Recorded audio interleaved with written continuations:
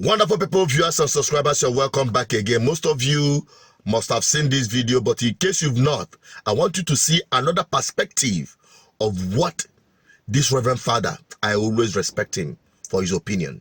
Take a look. I have been sick of this problem. I have been sick of this controversy over living wage or minimum wage. And I believe that something is seriously wrong with the heads of many of our leaders.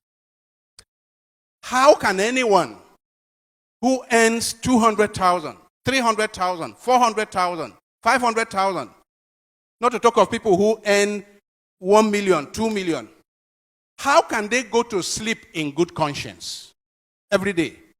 How can they go to sleep in good conscience and come out to sit down in a boardroom to discuss the sustainability or otherwise of paying 60,000 to the poorest of workers? How can we go to bed and sleep, all those who belong to the elite, who earn 2, 3, 4, 500,000, 1 million? How can you go to sleep in good conscience, I say, if you still have any conscience?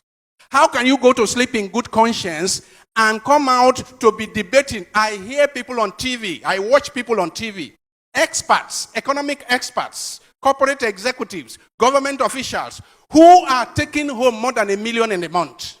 And they are there arguing that 60,000 or over will destroy the economy, is not sustainable. How wicked!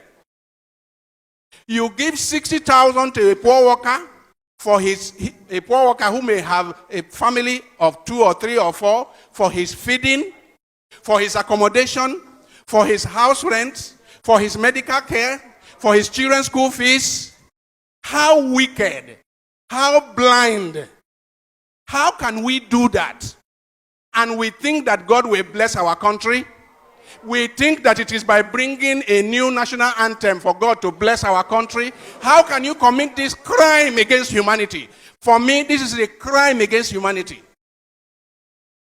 Because the poor people who cannot afford to buy gari, I'm not saying they will buy that they are to buy sardino. I'm saying buy gari, poor people who cannot buy gari.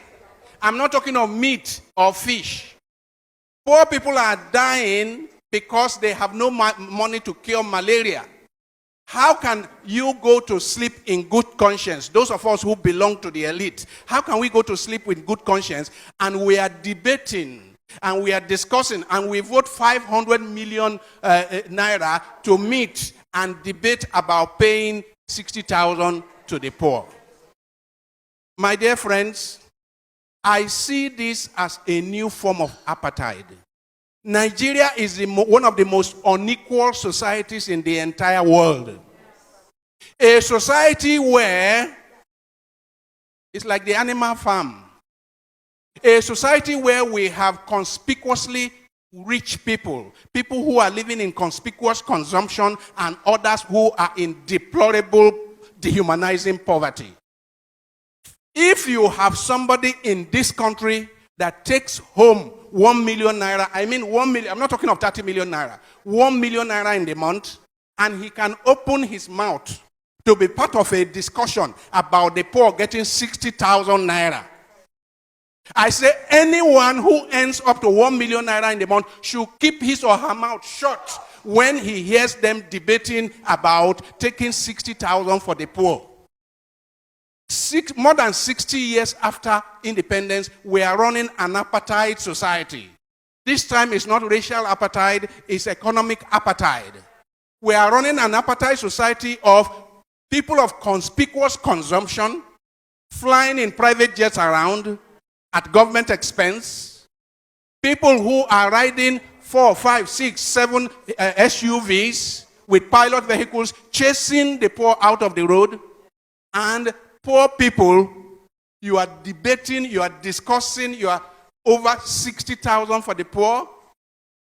You insult the poor by saying 30,000, and later you say 48,000, and now you say 60,000, and you pay more than 60,000, you come out with 62,000. You insult poor Nigerians I say there is hardly any society I know that is as divided as the Nigerian society. And a society that is so divided is just sitting on a keg of gunpowder. I have warned here before that the revenge of the poor is at the corner. The revenge of the poor is at the corner. I am not calling for it, but it will happen as night follows the day. Because when you so reduce people, you reduce people to this dehumanizing level. Nature does not allow a situation of islands of affluence amidst a sea of poverty. Nature does not allow it. And let me warn those in the elite. Let me warn those in the tripartite committee of government. Let me warn that it is in the course of nature that when a predator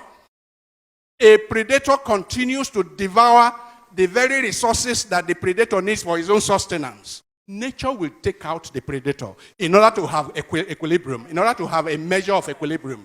Nature is about balance, you know. All of nature is about balance, and human beings are part of nature. And that is the true truth. What is about to become of Nigeria is when the suffering Nigerians will hit the street, and that is the only solution. If you are waiting for NLC to declare strike so that they can get a negotiation for you, nothing will happen. I'm telling you, don't wait for NLC. You know, everybody has been saying, who is going to bear the cat? Who is going to stand in the front? I may not be the one to stand in the front, though, because I don't want to be the scapegoat. Because I believe that one day, what will happen in Nigeria, where every Nigerian, they suffer heads, when you don't reach the breaking point, everybody will be on the street, including myself.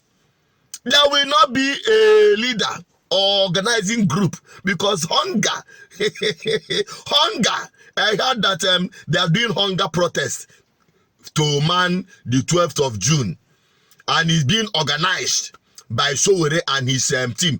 Kudos to them. Oh.